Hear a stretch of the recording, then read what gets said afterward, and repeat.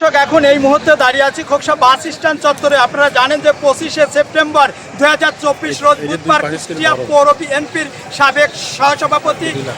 সাবেক সভাপতি মোহাম্মদ কুতুবুদ্দিন আহমদকে আহ্বায়ক এবং কুষ্টিয়া জেলা বিএনপির সাবেক যুগ্ম সম্পাদক ইঞ্জিনিয়ার মোহাম্মদ জাকির সরকারকে সদস্য সচিব করায় কুষ্টিয়া জেলা বিএনপির 2 সদস্য বিশিষ্ট আংশিক আহ্বায়ক কমিটি ঘোষণা করা হয়েছে বলে খুশিতে কুষ্টিয়া জেলা বিএনপির সাবেক সহসভাপতি বীর মুক্তিযোদ্ধা জনাব আলাউদ্দিন খানের নেতৃত্বে আমরা দেখেছি যে সকাল 10টায় এই মুক্তিযোদ্ধা চত্বর থেকে খোকসা বাস স্ট্যান্ডে আমরা দেখেছি যে বিএনপির যে সকল নেতাকর্মী তাদের আমরা দেখেছি। তো দর্শক, আমাদের মাঝে কিছুক্ষণের মধ্যেই কিন্তু আমাদের মাঝে হাজির হবেন ঢাকা থেকে আমাদের জাকির সরকার।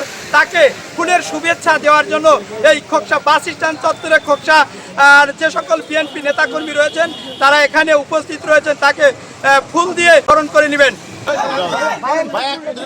অনেক অত্যাচার নির্যাতন নিপীড়ন সহ্য করেছি এবং যারা রাজপথে ছিল তারা আমাদের এই কমিটিতে আসবে। গতকালকে মাত্র 2 জনের বিশিষ্ট একটা কমিটি হয়েছে, আহ্বায়ক এবং সদস্য সচিব। আমরা অচিরেই এই কমিটি আমরা পূর্ণাঙ্গ করব এবং যারা এতদিন রাজপথে ছিল সেই রাজপথের সৈনিকদেরকেই আমরা এই কমিটিতে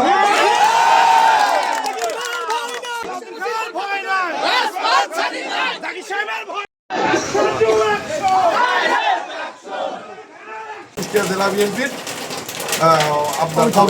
আহ্বায়ক কমিটি আমরা এদের নেতৃত্ব দেখতে চাই এবং ইনারা বসে আমাদের ভারপ্রাপ্ত চেয়ারম্যান তারেক রহমানের সাথে সলা পরামর্শ করে এবং বিভিন্ন থানায় যারা ত্যাগী কর্মীত নেতা নেতৃত্ব আছে তাদেরকে আপনার নেতৃত্বে নিয়ে আসবে এই প্রত্যাশা আমরা আশা করি এবং আগামী দিনে আমরা এটা আরও দেখতে চাই এবং আরও দেখতে পাবো।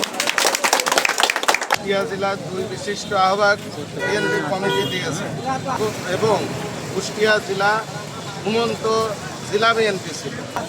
আমরা দেশনায়ক তারেক রহমানকে ধন্যবাদ জানাই। এই জেলায় কোনো কর্মসূচি পালন হতো না, কিন্তু ইঞ্জিনিয়ার জাকির হোসেন সরকার 14 বছর ঘুমন্ত জেলা বিএনপিকে জাগ্রত করেছেন। কুষ্টিয়া পৌর বিএনপির সম্মানিত সাবেক সভাপতি জনাব কুতুবুদ্দিন সাহেব, আস্থাভাজন জনাব ইঞ্জিনিয়ার জাকির হোসেন সরকার, আমরা এই কমিটিকে তার গুরুত্ব কাজ করার সহযোগিতা করব এবং আমাদের এই কোষার মাটিতে জনাব আলাউদ্দিন খানের নেতৃত্বে আমরা ভবিষ্যতেও এক ছিলাম, আগামী দিনে আরও নেতৃত্বে আমরা আগামী দিনে আরও ঐক্যবদ্ধ কমিটি দেখা যাচ্ছে সবাই চলবে। আমরা সেই শেখ হাসিনা সরকার 17 বছর এই কুষ্টিয়া জেলা বিএনপিকে দাবায় রাখার চেষ্টা করছিল।